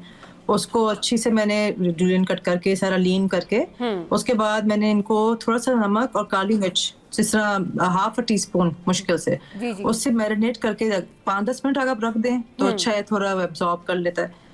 और फिर मैंने क्या किया, 1 टेबल स्पून ऑयल लेके उसमें इसको मैंने सॉटे किया है अच्छी तरह, जिस तरह तकरीबन ये पक गया। 19-20 का फर्क रह जाए तो उसके ये एक तरफ समझिए चिकन रेडी हो गई। हाँ। और दूसरी तरफ जो है इसकी जो सॉस है तेरियाकी सॉस, उसके लिए मैंने यूज किया है, वैसे तो इसमें ब्रॉथ नहीं यूज होती लेकिन मैंने बीफ ब्रॉथ यूज किया है। ठीक। तकरीबन 3/4 कप बीफ ब्रॉथ मैंने यूज किया है। उसके अंदर मैंने 2 टेबल स्पून शुगर। अब शुगर ये कि आप डिपेंड करता है आप वाइट डालें ब्राउन डालें, मैंने ब्राउन डाली है तो इससे और कलर भी एनहांस होता है और टेस्ट भी। सही। अच्छा ठीक है। और 3 जी जी जी कंटिन्यू कीजिए। इसमें ना 3 टेबल स्पून सोया सॉस डाला जी। है और बिल्कुल 2-3 स्प्रिंकल किए मैंने सेसमी सीड्स। सही। अब मैंने इसको अलग से देचकी में ना पकाने रख दिया। हल्की आग पे मैं इसको पकाती रही हूँ जब तक ये गाढ़ा नहीं हो गया। अच्छा। ठीक है। और एंड में जाके थोड़े से ग्रीन अनियन मैंने लिए हैं, उसमें 2 स्टेम्स उनको बारीक काट के और इसके अंदर ऐड किए हैं। और फिर साथ जो मैंने चिकन ऑलरेडी जो फ्राई करके रखी हुई थी वो मैंने इस ग्रेवी में ऐड कर दिया। आप वैसे जब सर्व करने लगे हैं तो भी कर सकते हैं कि ऊपर से गरम गरम डाल दें ताकि और फ्रेश लगे। और बस ये कि ऊपर ग्रीन अनियन स्प्रिंकल कर दें तो बहुत ही जबरदस्त। और ये आप देखें कितनी जल्दी ये डिश बन जाती है, बस चीजें अवेलेबल हों तो ये तो 10-15 मिनट भी नहीं लगते इसमें। सही। और टेस्ट बहुत ही मजे का होता है और होता है। थोड़ा सा जो ब्रॉथ मैंने डाला है ना उसके साथ चाइनीज राइस रख सकते हैं। वो चाइनीज राइस तो बहुत खैर इजी है, एग फ्राइड राइस हो गए। हाँ। कोई भी कॉम्बिनेशन रख सकते हैं, स्टीम्ड राइस हो गए। हाँ। तो जो भी कॉम्बिनेशन आपने रखना हो वो साथ रखें, एंजॉय द मील। सही। अच्छा इस वक्त आप कैलिफोर्निया में मौजूद हैं, ये बताएं वहाँ का क्या मिजाज है, लोग शाम में क्या खाते हैं, स्नैक्स एंड ऑल दैट, क्या क्या चीज़ें ले रहे होते हैं वो सुपर टाइम में, ब्रेकफास्ट में या इवनिंग में, डिनर में? यहाँ सुबह बहुत ज्यादा बिजी लाइफ है। कभी कभी तो टाइम घर पे नाश्ते का भी नहीं मिल रहा होता, लोग ऑन द रन होते हैं, लिटरली टेकअवे से ब्रेकफास्ट ले रहे होते हैं, गाड़ियों में खा रहे होते हैं। बिकॉज यहाँ पे स्पेशली जॉब्स जो होती हैं कई 1 घंटा दूर है, कुछ 1.5 घंटा दूर है। बिकॉज आपको अपनी पसंद की जॉब और वेल पेइंग जॉब चाहिए तो वो डिस्टेंस है उसको तो कुछ वो नहीं होता। तो ये लोग रास्ते में ही खा रहे होते हैं सैंडविचेस और एग मफिन हो गया। लंच में ये हल्का ही खाते हैं, कोई स्नैक ले लिया, सैलेड्स हो गए हल्का। मोस्टली 2 ही मील इनके चल रहे होते हैं, बीच में कॉफीज चल रही होती हैं। तो अच्छा जो पाकिस्तानी फैमिलीज है वहाँ पर इस वक्त अमेरिका में कैलिफोर्निया में, आप जिनको जानती हैं या जब मीटअप्स होता है आप लोग, तो क्या खाते हैं फिर, क्या पकाते हैं वहाँ पे जब गैदरिंग होती है सबकी? हम तो अगर आपस में मिलते हैं तो देसी हम लोग खा रहे होते हैं और बच्चों के लिए वही अपना पिज्जा और मैकरोनी घर में कुछ डिफरेंट बना लिया। जैसे मुझे तो शौक भी है और मेरा काम भी है, कभी डिजर्ट्स बना लिए। अब जैसे मैंने चिकन तेरियाकी बनाई है, कल परसों मैंने कुछ वो बिरयानी बनाई थी घर में। मतलब अपने घर के उस पे भी है, लेकिन बाहर इस तरह ज्यादातर इनके क्रोसॉन हो गए और सैंडविचेस। तो इफ्तार पे आप लोग जब सब मिलते हैं आपस में एक दूसरे को इनवाइट करते हैं तो क्या फेवरेट डिश क्या होती है, क्या बनाते हैं, ईद पे क्या बनाते हैं जरा बताएं, और अगर उसकी रेसिपी भी है तो वो भी शेयर कीजिए।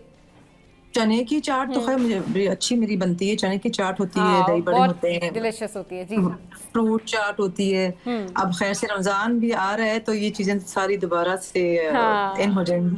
सही। जी, थोड़े से ब्रेड के वो स्क्वायर्स काट के ना उनको टोस्टर में गरम करके बड़ा मजे से मैं श्रिम्प्स होते हैं उनको मैं मैरिनेट करके एग के साथ हाँ। वो उसके ऊपर पेस्ट लगा के और डीप फ्राई करके ये बच्चों को बड़ी पसंद आती है। वो भी एक as a snack gourmet snack हो जाता है। हाँ, तो बहुत वो बिल्कुल। मजेदार लगता है। बहुत इस तरह की काफी तरह की चाट जो है वो तो बड़ी अच्छी बनती है मेरी। सही। अल्लाह का शुक्र है सही। और अच्छा बच्चों को भी पसंद आती वहाँ है। पे जो तो ये सारी चीजें जी जी जी जरूरी जी। हैं। अच्छा वहाँ पे जो ईद स्टाइल है यानी कि आप लोग सब मिलते हाँ हैं, जी, खाने जी। खाते हैं, खाने पकाते हैं, वो थोड़ा सा बताएं, वो एक्सपीरियंस शेयर करें, कितना मजा आता है, कितना मिस करते हैं पाकिस्तान को।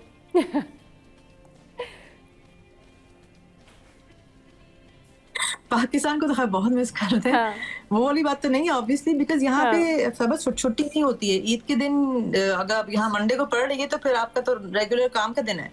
अच्छा आप कहीं नहीं जा रहे हैं, आप वेट करते हैं कि वीकेंड आए, फ्राइडे या सैटरडे। हाँ, हाँ यहाँ तो छुट्टी है नहीं ना, यहाँ रमजान की कोई ऐसी छुट्टी ना चांद रात का पता है। बस आपने खुद ही अपने आप को जब से मिलते हैं हम लोग तो हाँ कोशिश ये करते हैं कि एक दो डिशेज मैंने बना ली, एक दो किसी और ने बना ली, इस तरह से करके एक किसी के एक घर जो है वो मीटअप कर लेते हैं। हाँ लेकिन वैसे जो उस दिन जो होती है ना वो नहीं कर सकते आप। बस नमाज के लिए अगर कोई ब्रेक मिल जाए सुबह, हाँ वो तो अगर जॉब का दिन है तो वो तो बहुत ही मुश्किल। तो ये कि पहले से अपने ऑफ लेना होता है और फिर ये कि नमाज यहाँ मस्जिदें हैं काफी मुसलमानों की हाँ करीब सही हैं तो वहाँ जाके सही। पढ़ लेते हैं, वहीं पे मिल जाते हैं लोग हाँ काफी। तो उधर भी गेट टुगेदर मीठे में एक हो आपकी जाती क्या है। स्पेशलिटी है ये बताएं साइमा, मीठे में क्या बनाती हैं आप, मीठे क्या में मैं स्पेशल। बनोफी पाए बहुत बनाती हूँ। अच्छा ज्यादा जो मेरे बच्चों को पसंद आता है ना हाँ बस मैं उसी पे लग जाती हूँ। सही। तो बनोफी पाए है उसकी अगर जी। जल्दी से कोई रेसिपी हमारे साथ में शेयर कर सकती तो प्लीज शेयर करें। बनोफी पाए बहुत इजी है और ये एक इंग्लिश डिजर्ट है। और इसमें बिस्किट्स की लेयर होती है सबा। आप कोई भी यूज कर लो, मैरी यूज कर लो या डाइजेस्टिव यूज कर लो। इसको आप क्रश करके थोड़ा से उसमें मक्खन में ना मिक्स करके अच्छे से और फिर डिश को आप लाइन अप कर लेते हो। ठीक है, फिर 20 मिनट आधा घंटा आप देख लें कितना कि हिले ना अपने हाँ, बेस। सही। ठीक है, उसके बाद जो है आप जो हमारे वो जो मिलते हैं ना स्वीटेंड मिल्क मिलते हैं, हाँ कोमेल जो होते हैं, नाम ले सकती हूँ अच्छा। जी तो कोमेल जो है उसको आप मैं क्या करती हूँ पानी में रख के ना जी उसको मैं तकरीबन 2 घंटे उसको हाँ 2 घंटे पकाती हूँ तो वो बहुत जबरदस्त सा कैरेमल बन जाता है। सही मतलब एक चीज पहले से मैं रेडी रखती हूँ जी। सही। चलिए वो जी बन जाता है तो हाँ वो आप फिर जो आपने बेस लगाई है हाँ ठीक उसको ठंडा करके फिर डालते हैं उसके ऊपर। फिर इसमें डालते हैं बनानास, हाँ 2 या 3 4 जितनी बड़ी डिश है आपकी उस हिसाब से आप बनानास काटें हाँ और स्लाइस गोल करके उसके ऊपर पूरा अच्छा सा स्प्रेड कर दें। और आखिरी जो होती है वो फ्रेश क्रीम होती है, आप अपने विप करनी है तो विप क्रीम डाल दें, फ्रेश क्रीम डालनी है तो वैसे डाल के ऊपर पूरा स्प्रेड कर लें, कोई डिजाइन बना लें अच्छे से और बस फिर आप कोको पाउडर हल्का सा डाल। हाँ वो तो आप अपने हिसाब से अगर कोई भी चीज़ उसके अंदर डालना चाहते हैं, टॉपिंग करना चाहते हैं तो कर लें। चलिए जी बहुत शुक्रिया साइमा, आप हमारे साथ मौजूद थी और बहुत अच्छा लगा आपसे बात करके, क्योंकि जब ओवरसीज़ पाकिस्तानी इस तरह से शेयर कर रहे हो तो ना साथ साथ रेसिपी भी बता रहे हैं, फिर अपना एक्सपीरियंस भी शेयर कर रहे हैं, तो ये बड़ा अच्छा रहता है। Thank you very much. Show में यहाँ वक्त हुआ एक ब्रेक का और ब्रेक के बाद जो है वो हमें ज्वाइन करेंगे कौन, 2 ज़बरदस्त लोग, 2 ज़बरदस्त पर्सनैलिटीज़। ये नहीं बताना, थोड़ा सा सरप्राइज रखना। एक ब्रेक के बाद वापस आते हैं, फिर मिलवाते हैं आप इन दोनों से।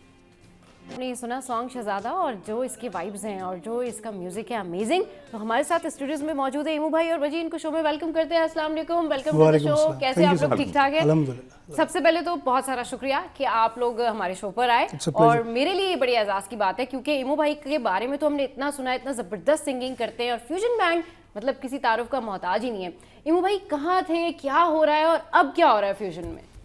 अब देखें वो बहुत सारी लंबी बात हो जाएगी। शॉर्ट ये करते हैं कि इधर ही हैं, एल्बम बना रहे थे। अच्छा।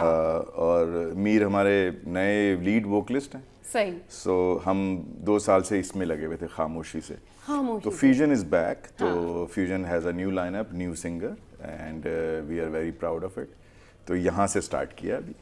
स्टार्ट तो नहीं है ना, बस ये कहें कि you are back. Yes we are back, yes तो जनाब फ्यूजन इज बैक, और फ्यूजन जो है ना एक ऐसा बैंड है जो कि लोगों के मेमोरीज में है, जिसके बारे में जैसे कोई नाम लेता है ना कि भाई फ्यूजन, तो हेमू भाई का नाम जहन में आ जाता है और हमारे जहनों में वो सारे मेमोरीज आ जाते हैं जो पिछले सारे मेमोरीज थे, और बहुत सारे लोग आपको बहुत प्यार करते हैं, बहुत पसंद करते हैं।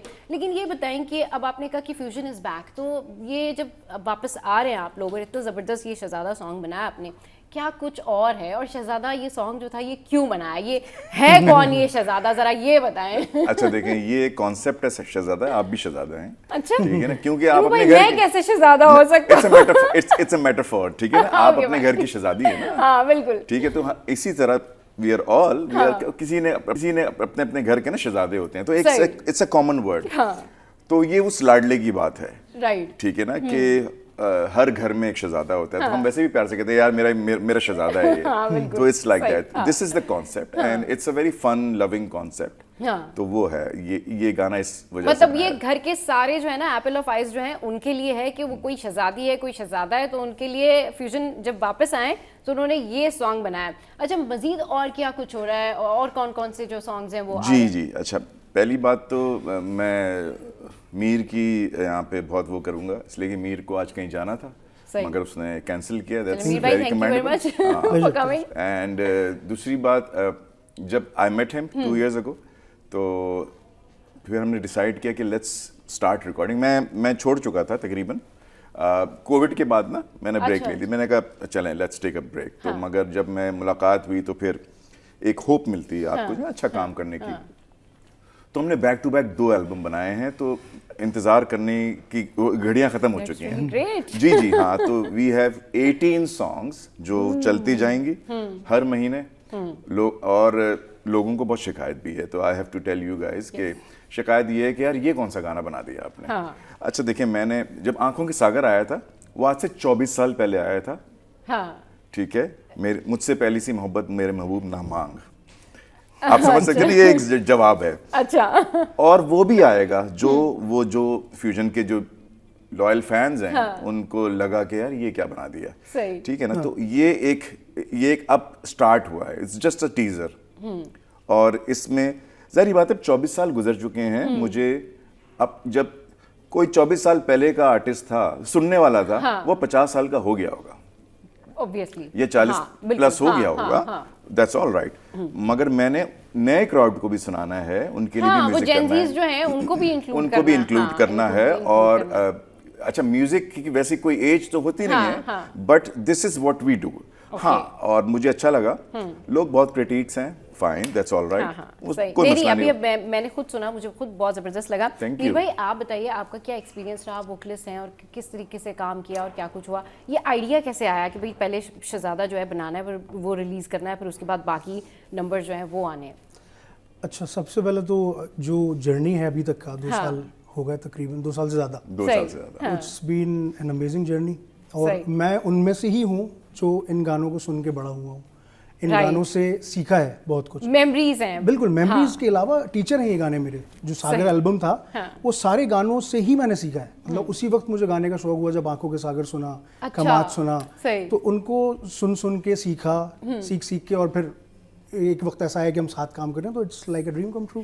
बस बात वो ये ना कि आप जिन लोगों को इमेजिन कर रहे होते हैं, देख रहे होते हैं, लेकिन फिर जब आप उनके साथ काम कर रहे होते हैं तो ये तो एक और बड़े ऑनर की बात हो जाती है। और फिर वो आपके लिए होते हैं ना, इंटेंशन अगर आपकी सच्ची हो ना, तो फिर वो आपको आप कहीं पहुंच जाते हैं, आपको वो अपने अचीवमेंट्स, वो गोल्स जो है वो मिल जाते हैं। आजकल जो सिंगिंग हो रही है भाई, वो कैसी सिंगिंग हो रही है? अच्छा देखिए, मैं नहीं आपने ऑनेस्ट जवाब देना है, ऑनेस्ट बताओ। अच्छा, कुछ आर्टिस्ट मुझे बहुत पसंद है, अच्छा जो नए हैं उनसे मुझे बहुत सीखने को मिल रहा है।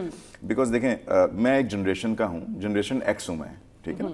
तो जेन जी या जेन अल्फा जो म्यूजिक कर रहा है, मुझे शमून इस्माइल बहुत पसंद है, मुझे हसन रहीम बहुत पसंद है, यंगस्टर्स बहुत अच्छे हैं। आसिम अजहर माय फेवरेट, ठीक है ना, आसिम अजहर, ठीक है ना। वो एक तो और भी बात है कि आसिम के साथ मेरा सबसे ज्यादा प्यार है क्योंकि उनके फादर मेरे टीचर भी हैं। अच्छा जी अजहर हुसैन साहब, तो it's that's one of the things. But अच्छा काम कर रहे हैं, बहुत ज्यादा जो रैप हो रहा है वो शायद मैं उसको ऑब्जॉर्व ना कर सकूं, बट जो मेलोडिक चीजें हैं, क्योंकि मेलोडी हमेशा से चली जाती है, हाँ, मैं उसको बहुत एंजॉय करता हूं, और उनके लिरिक्स बहुत अच्छे होते हैं, दे ट्राइंग डिफरेंट थिंग्स, सही। तो अच्छा लगता है। आजकल ना गिटार के साथ भी बहुत सारे ऐसे आर्टिस्ट हैं जो कि प्ले कर रहे होते हैं और सिर्फ गिटार प्ले कर रहे होते हैं और वो उस तरह से सिंगिंग नहीं कर रहे होते, वो आप कैसे देख रहे हैं कि ये क्या है? मैं उनको नहीं देख रहा, नहीं देख रहे ये आप बहुत अच्छा कह रहे हैं, क्योंकि इंस्टाग्राम पर एक मतलब जो गिटार प्ले करते हैं उन्होंने भी सिंगर लिखा होता है, और वो जब आप उनकी प्रोफाइल चेक करते हैं आप कहते हैं ये तो सिर्फ गिटार प्ले कर रहे हैं, और ये सिंगिंग किधर है, ये ना वो लिख देते हैं, बहुत सारे लोग लिख देते हैं, सही। अच्छा वीर भाई, ये बताइए कि आपका क्या एक्सपीरियंस रहा, और अब आपका ये ड्रीम कम ट्रू हुआ कि भाई अब आप साथ में काम कर रहे हैं और आपने शुरू से इन लोगों को देखा, और आप मतलब एक होता है ना कि आप इमेजिन कर रहे होते हैं या बहुत ज़्यादा आपको पसंद होता है या कोई चीज़ आप सीखना चाह रहे होते हैं, तो अब फाइनली आप यू वर्किंग टुगेदर, तो ये एक्सपीरियंस शेयर करिए। बाकी जो 18 एल्बम्स हैं उसमें भी फिर आप साथ काम कर रहे हैं या नहीं कर रहे हैं, वो सारा कुछ क्या है थोड़ा सा बताएं। सो बेसिकली एक एल्बम तो हमारा नया है, नए गानों का है, जिसमें से शहजादा पहला था, जो कि एक सरप्राइज था सबके लिए कि ये क्या, किस तरह का नया, मैं भी इस तरह का नहीं गाता कभी, जो मैं पहले से गा रहा हूँ इस तरह का नहीं गाता था, तो ये एक एक्सपेरिमेंट ही था हम लोगों के लिए। एक जो एल्बम है वो पुराना वाला ही है, उसको रीडू किया है हमने। अच्छा, वही एल्बम जिसकी मैं बात कर रहा था, जिससे सीखा है, तो उसको नए अंदाज में सारे गानों को किया हमने। How come you come together, मतलब आप कैसे फाइंड आउट किया आपने इमू भाई को? मैंने मेरे एक दोस्त के through, he is a dear friend, उन्होंने मुझे YouTube पे दिखाया इनका म्यूजिक। हाँ, सही, that's how came to know. फिर किसी और दोस्त ने भी मुझे हेल्प की, जी जी, तो वो उन लोगों का बहुत क्रेडिट है, एक खालिद और एक Wasim, they are both my friends, they are in music business, तो उन्होंने मुझे बताया कि यार इसको सुने, बड़ा अच्छा गाता है, तो that's how I met him. सही। चलिए जी, इमू भाई जो है वो इतने टाइम बाद हमें मिले हैं, और तो इनसे बहुत सारी बातें हमने करनी है। पूछते ये जो बीच वाला जो टाइम था जिसमें आपने अभी कहा ना Fusion is back, we are back, back तो हो गए आप लोग, लेकिन ये बताएं कि गायब कहाँ थे आप? गायब में इधर कहाँ गए थे आप अपने फैंस को छोड़ के? अच्छा देखिए, कोविड स्टार्ट हुआ था, तो वैसे ही आप डिसअपॉइंट हो जाता है आदमी, डिप्रेशन में चले जाता है, सही। तो वो एक आपका डल पीरियड होता ही है, तो आप ना आप बिल्कुल अपने केबिन में जाके बैठ जाते हैं। फिर एक मुझे अपॉर्चुनिटी मिली एक स्टूडियो बनाने की एबटाबाद में, और वो पाकिस्तान का नंबर 1 स्टूडियो बनाया है, उसको कहते हैं हम एबट म्यूजिक स्टूडियो एबटाबाद में, तो वो state of the art studio है। तो वो मैं एज अ कंसल्टेंट गया था वहाँ पे 5 महीने के लिए बनाने के लिए। अच्छा, सही। तो फिर उन्होंने पकड़ लिया मुझे, उन्होंने बोला कि अब आप एक काम करें, इधर ही रहिए। अच्छा, तो फिर मैंने कहा यार चलें, बहुत अच्छी ऑफर है, जगह बहुत अच्छी है, खूबसूरत जगह है Abbottabad, very heavenly, music school असल तो बात ये म्यूजिक स्कूल है, तो वो चीज मुझे बड़ा सूट किया।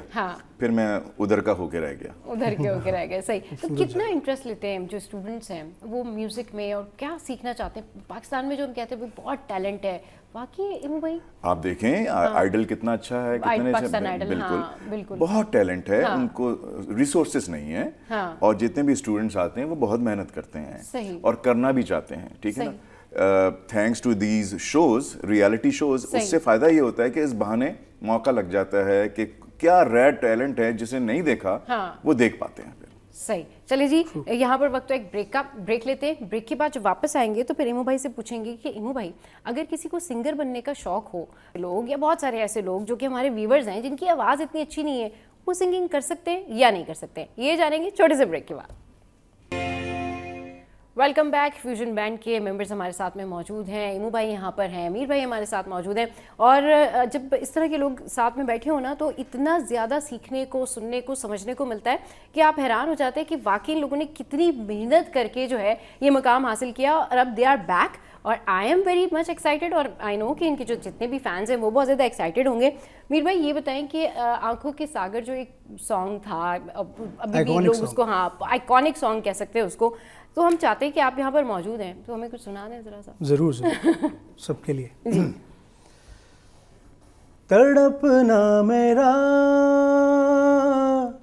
हंसना तेरा, तड़पना मेरा, हंसना तेरा, नींदे मेरी, सपना तेरा, आँखों के सागर, होठों के सागर ले डूबे हमें, ले डूबे हमें। वाओ, जबरदस्त भाई, बहुत जबरदस्त। और इतनी, हाँ बिल्कुल, ये बड़ी जबरदस्त पे क्लैपिंग तो होनी चाहिए। अच्छा, इसकी जो मेलोडी है, इसके जो जो कहना चाहिए ना कि इसकी पिच है, ये तो ऑब्वियसली आप लोग बेहतर जान सकते हैं कि कितना मुश्किल होता है, क्योंकि कोई आम, अगर हम लोग में से कोई ट्राई करे ना, नहीं गा सकते। इसके लिए मेरे ख्याल में बहुत प्रैक्टिस चाहिए। पहली बार सुना था तो मुझे 5-6 साल लगे थे तो डिकोड करने में कि क्या हो रहा है। बिल्कुल, क्योंकि सुनने में ही जितना मेलोडियस है, गाने में मतलब कोई आम किसी के बस की बात नहीं है कि कोई आम बंदा उठ के ये जो सॉन्ग जो है वो गा ले। अच्छा, ये बताइए, अभी नेक्स्ट आप लोगों का एक सॉन्ग आ रहा है, एक और, वो क्या है भाई, थोड़ा सा उसके बारे में बताएं। देखें, हम बहुत सारे एक्सपेरिमेंट, हमेशा fusion it's all about experiment. हाँ, तो अभी हमने एक बहुत रोमांटिक सी कवाली की है जो पहली दफा की है। ओके, तो वो अब आएगी इंशाल्लाह ताला। उसका नाम है इश्क आज़ाद है। इश्क आज़ाद है, रोमांटिक सी कवाली है वो।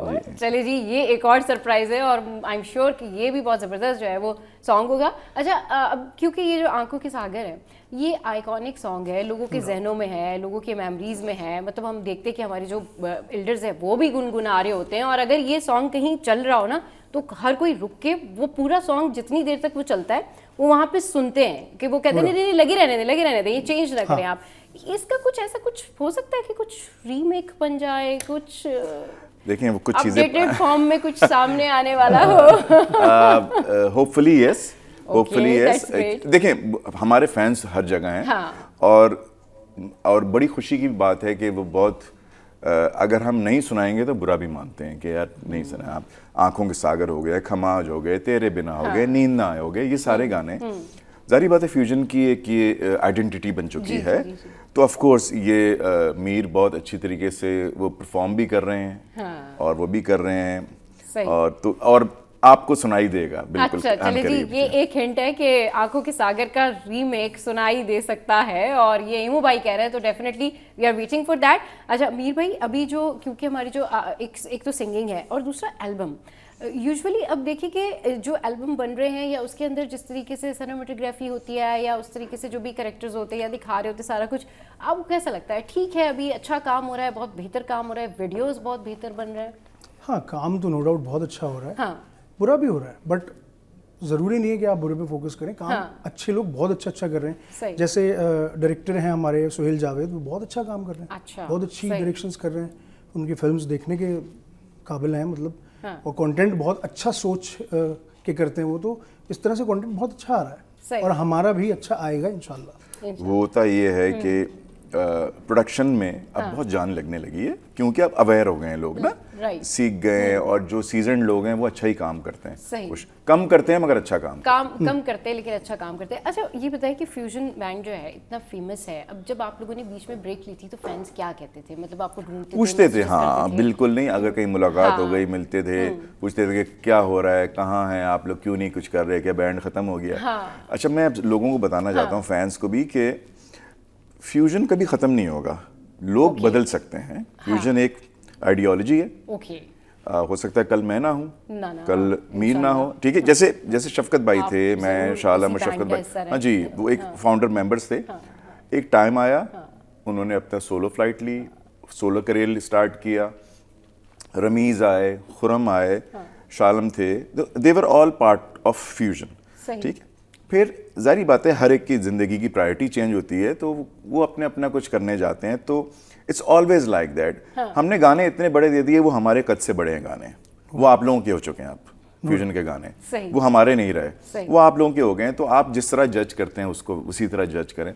हमारा काम है काम करते जाना। तो वो जो टाइम था ढूंढने का टाइम ना, जो पीरियड होता है एक्सप्लोर का, तो उस एक्सप्लोर में हमें मीर मिल गए, ठीक है। कल को कोई और म्यूजिशियन आ सकता है, कोई और चीजें हो सकती है। This is the part of evolution जो चलता रहेगा। सही, ये तो बहुत अच्छी बात है कि जिस तरह से इमू भाई कह रहे हैं ना कि फ्यूजन एक आइडियोलॉजी का नाम है, तो इसमें जितने लोग आएंगे और वो इसके साथ मिलके काम करते रहेंगे, बट वी वांट के इमू भाई जो है फ्यूजन के साथ ही रहे और फ्यूजन का हिस्सा ही है, तो बस फ्यूजन का हिस्सा ही रहेंगे। अच्छा मीर भाई, एक और सॉन्ग कोई है तो प्लीज सुना दीजिए जो आपका फेवरेट हो। मेरा आपके एल्बम, मुझे पता है आप जल्दी तो डिस्क्लोज नहीं करेंगे अपने जो 18 सॉन्ग्स आ रहे हैं, लेकिन नैनो के सागर सुनाएं थोड़ा सा। एक अपकमिंग एल्बम से है गाना हमारा। चलिए, ये तो बहुत अच्छा हो जाएगा। नया गाना है, Sure. नैनो के सागर उसका टाइटल है।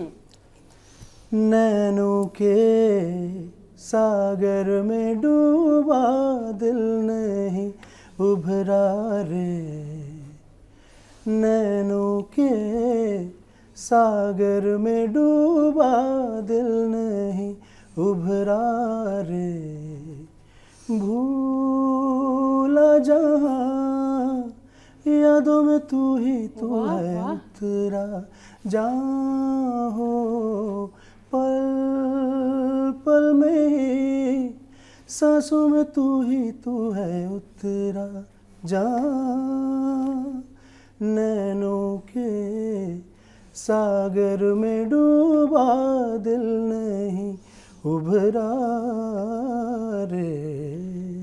Wow wow wow, amazing amazing amazing भाई, ये जो कह रहे हैं ना आप, बिल्कुल मैं तो बिल्कुल खो गई थी इस सॉन्ग में। Thank you. इतना जबरदस्त आप गा रहे हैं मीर भाई, मतलब इतनी जबरदस्त सिंगिंग आप, मतलब जब ये गा रहे थे ऐसा लग रहा था बिल्कुल कि बंदा कहीं खो गया था, एक शहर में चले जाते हैं। हाँ, आप शहर में चले जाते हैं। कंपोजिशन की बात है ये। नहीं, कि आप शहर गा में- भी बहुत अच्छा रहे, Thank you, कंपोजिशन thank तो you. है ही, जी, लेकिन कंपोजिशन को उस तरह से प्ले करना, उस तरह से गाना, ये दैट्स अमेजिंग। मतलब इमू भाई, अब जो आपके 18 एल्बम्स आ रहे हैं तो वो तो मुझे लग रहा है मतलब they are going to hit, और इंशाल्लाह वो इसी तरीके से हिट होंगे। लेकिन अभी मैंने थोड़ा सा पार्ट इस गाने का सुना है, नैनो के साथ, नैनो के सागर। और ये मुझे बिल्कुल ऐसा लगा कि आई एम श्योर अभी आप लोग जब इसको सुन रहे होंगे तो आप लोगों को भी ऐसा लग रहा होगा कि आप स्टक हो जाता है, कहते ये कौन गा रहा है, क्या गा रहे हैं।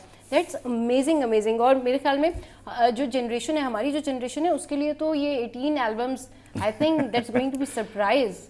Thank you. ये होगा ये, और ये जो कनेक्शन है ना, हाँ, आवाज का और सुरों का, हाँ, वो फ्यूजन पोजेस करता है और लोगों को पहुंचाना चाहता है। तो इंशाल्लाह ताला हम यही करेंगे बिल्कुल अच्छी तरीके से। अच्छा, ये बताएं कि अब क्योंकि सोशल मीडिया है, डिजिटल मीडिया मार्केटिंग है, ओवरऑल रिस्पांस कैसा है? अभी आप लोग डिजिटल पर हैं या सॉन्ग्स अपने डिजिटल पर ही जो है वो रिलीज कर रहे हैं, क्या कुछ है? थोड़ा सा इसके बारे में बताएं ताकि फैंस को पता चल सके कि उन्होंने आपको जो है वो कहाँ पर जो है वो देखना है ज्यादा, और कहाँ आप अवेलेबल हैं ज्यादा। हम स्पॉटिफाई पे हैं और जितने बड़े प्लेटफॉर्म्स पे हैं, यूट्यूब पे हैं, हमारे सोशल मीडिया हैं, आई मीन फ्यूजन वर्ल्ड के जितने भी हैं उसमें, फेसबुक, इंस्टाग्राम, फ्यूजन वर्ल्ड के नाम से, फ्यूजन वर्ल्ड के नाम से, और टिकटॉक भी है, जो मुझे नहीं पता था कि बनाना चाहिए, मगर मुझे फोर्स अभी किया आपने गया। बनाना मेरी डिजिटल टीम ने पीछे पड़ के हाथ जोड़ के बोला कि खुदा के वास्ते आप ये बनाएं, आपको नहीं पता, यू आर ओल्ड स्कूल। तो मैंने कहा अच्छा, ये बोला तो मैं गुस्सा आ गया मुझे, मैंने कहा अच्छा, मैंने कहा ओल्ड नहीं हूं मैं। अब मैं भी जेनजीज को बताऊंगा टिकटॉक कैसे बनते हैं।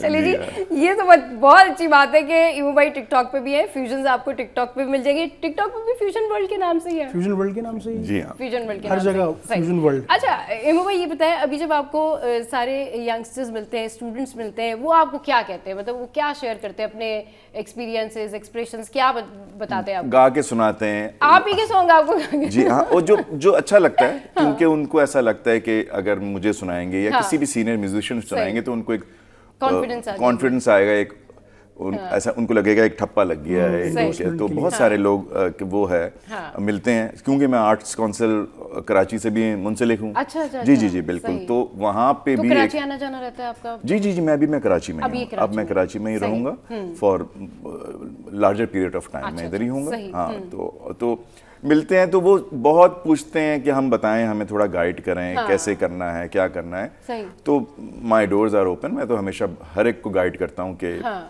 ये एक फील्ड है और इसमें आपको टाइम लगाना पड़ता है। तो दैट्स द ओनली थिंग। कोई भी चीज़ ना आपको ओवर द नाइट नहीं मिलती है, आपको उसके लिए मेहनत करनी पड़ती है। और अगर आपके कुछ अचीवमेंट्स हैं, कुछ गोल्स हैं, कुछ चाहते हैं कि आप कुछ ट्राई करें, तो उसके लिए आपको बहुत ज़्यादा वर्क हार्ड करना पड़ता है।